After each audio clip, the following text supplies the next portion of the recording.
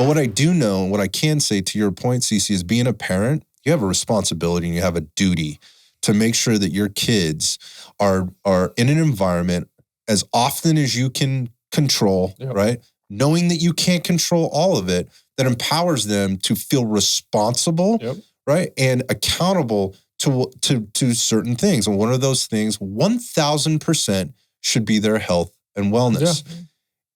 And we're sending our kids to school expecting a teacher at school to teach this stuff to them. Because it's certainly not being modeled at home. 42% of our nation apparently is doing a really poor job at this. I would say higher percent than that. They're down-regulating. I think you're probably right. I mean, where are these numbers coming from?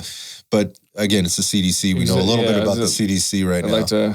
But the point of this is like we have to make sure that we're taking... That's a huge amount of population, by the way. It's massive. Even if less than half. Well, I think the thing that shocks me is I don't think there's a nation in the world that has as much resource, finance, and knowledge in order to be applied to the greater whole to help fix this problem. And we're not doing anything to do that. In fact, we're putting things in place that make it tougher for people. They know what does, and they do the opposite, right? Yeah. Well, who do you mean? We're in the Olympics. Who do you mean they? Government, FDA, regulatory bodies is what I would say. Well, I mean, we talk about big pharma. Yeah. You know, I mean, big insurance. We talk about big ag. Right. The deck is definitely stacked against the American public when it comes to doing that. But at the same time, I can sit back and I can make an excuse and say, well, somebody else did this to me and I can be a victim. Yep, for sure. Or I can sit back and go, I choose not to be a victim. And what I am going to do in the first place is I'm going to become educated. And there is no shortage of this, of the ability to do this out there. Sure. I don't know anybody that doesn't have a fucking smartphone in their hand. And a smartphone isn't even the right thing. Those things are beyond smart. Or even a computer, access to a mini laptop, dude. You know? It's choice. Mini laptop. Library. Don't tell me you can't afford to get that education. It's free. If you have a phone and you're paying for it, you got it. You can start a business. You can do whatever you want on that shit. It's free. So you're choosing not to, right? You're choosing not to. The same way you're choosing to have that cell phone instead of medical insurance. For sure. You're choosing that car instead of setting up your retirement.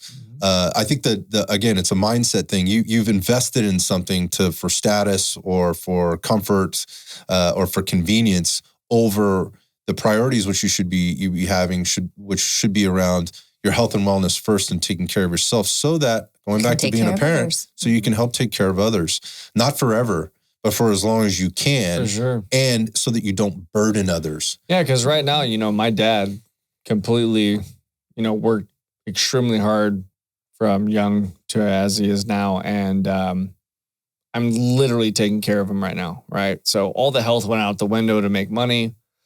But now what are we doing?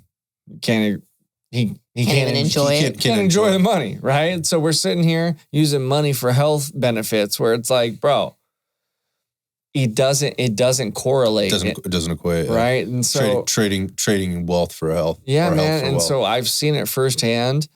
And, at his age, he's born at 47. So doctor's going to give me a pill. I'm going to feel better. That's his whole thing, where I have to sit him down and say, Dad, like, it's not the answer. The doctor might help you on, like, let's say 10%. 90% is you need to stop drinking. You need to start eating, like all these things, right? We have all of these guidelines that he doesn't follow, but then he's like, why aren't I getting better? Well, I just told you why, right? So I can associate with that very well. Yeah, I mean, I've been in this business a long time, worked with a lot of clients that just, they want, give me the shortcut. Yeah. Give me the pill. Or, emotionally I'm satisfied because I'm coming to the gym 2 to 3 days a week and I'm working out. Yet there's all these other hours during the week and during the day where we're not addressing these things. And I see that these are high achievers too. Yeah. I mean, that's the thing that's really challenging for me. These are smart, intelligent people that are, very, very educated at a lot of levels and very self-motivated at a lot of levels, but they can't seem to get their arms around this. And so I think that's what people may need to look at too, is like, well, why can't that person do that?